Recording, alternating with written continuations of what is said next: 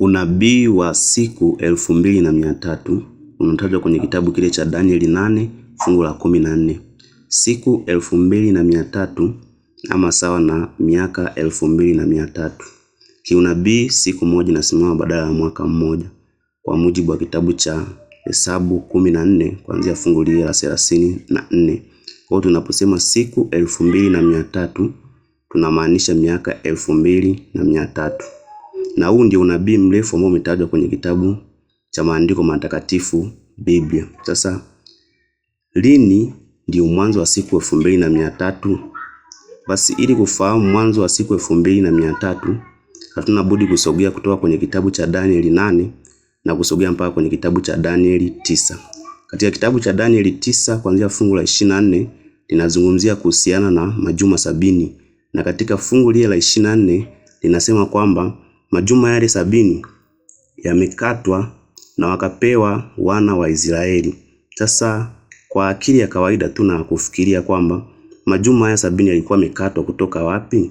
Kwa hiyo unakuja kutambua kwamba kumbe bila shaka majuma haya 70 yalikuwa yamekatwa kutoka kwenye zile siku ambazo zimetajwa kwenye kitabu kile cha Danieli 8 fungu la 14, ambazo ni zile siku 2300. Sasa majuma 70 ni sawasawa kabisa na wiki 70, na kwa mujibu wa kawaida wiki moja ina siku 7. Kwa hiyo majuma 70 ukihesabu na kupiga hesabu kwa umakini kabisa, utakuja kuona kwamba majuma 70 ni sawasawa na siku 490. Na kwa mujibu wa Biblia siku moja inasimama badala ya mwaka mmoja.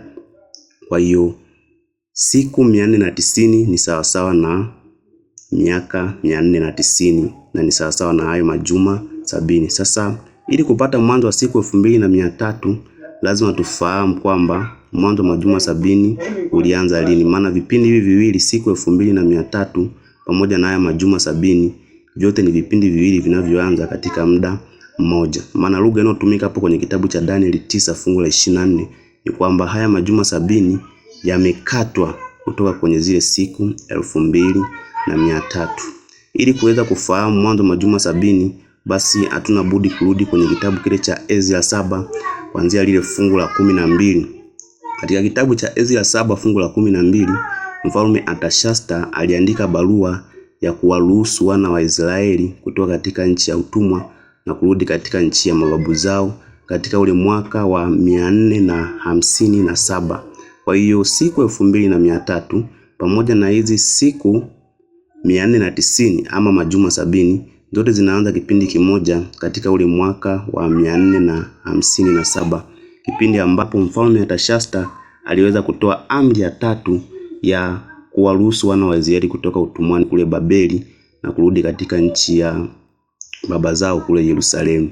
Kwa hiyo tukisogea mwaka wa 457 ili kukamilisha ile majuma 70, basi unakuja kuona ile majuma 70 yanakuja kuangukia katika mwaka wa 34. Mwaka wa 34 AD baada ya Kristo. Na katika mwaka wa 34 ndio kipindi ambapo wana wa Israeli wenyewe kupitia baraza lao la Sanhedrin basi walimpiga Stefano mawe, na baada ya hapo wale mitume wengine wakaanza kusambaa kutoka Yerusalemu na kwenda katika mataifa mengine kwa ajili ya kuihubiri Injili. Ilikuwa ni miaka 3.5 baadaye baada ya kifo cha Yesu pale msalabani.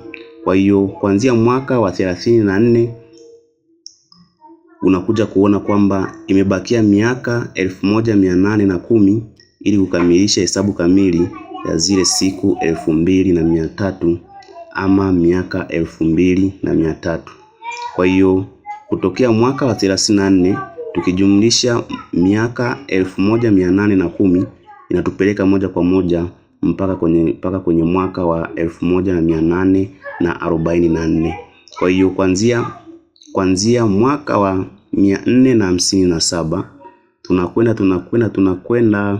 mpaka mwaka wa 34 Stefano anapigwa mawe, na tunaongeza ile miaka 1810 inatufikisha moja kwa moja mpaka mwaka 1844. Na katika mwaka 1844 ndipo mwisho wa zile siku 2300.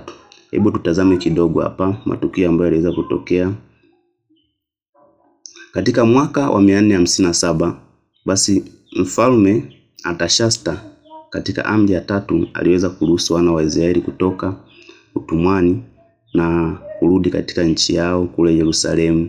Na mwaka wa 27 ndio mwaka ambapo Yesu aliweza kubatizwa na Yohana Mbatizaji pale katika mto Yordani. Katika mwaka wa 31 ndipo Yesu alipoweza kufa pale msalabani, na mwaka wa 34 ndipo ambapo Stefano aliweza kupigwa mawe, na tunasogea mpaka mwaka 1844. Huu ndio mwaka ambapo zile siku 2300 zilikuwa zinaisha.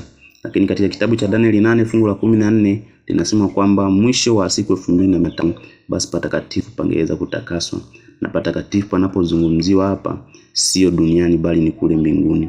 Kwa hiyo wasomi baadhi ya waliokuwa wanasoma unabii walishindwa kuelewa tafsiri ya maana ya neno patakatifu, wakafahamu kwamba ni hapa duniani, na wakatabiri kwamba mwaka 1844 basi Yesu angerudi duniani, lakini ilikuwa ni tafsiri ambayo waliweza kuikosea. Maana mwaka 1844 Yesu alikuwa anahama kutoka kwenye chumba cha kwanza cha patakatifu na kuingia kwenye chumba cha pili cha patakatifu kwa ajili ya kuanza kazi yake ya upatanisho kabla ya kurudi kwake mara ya pili. Asante sana, usiache kulike, comment pamoja na kusubscribe.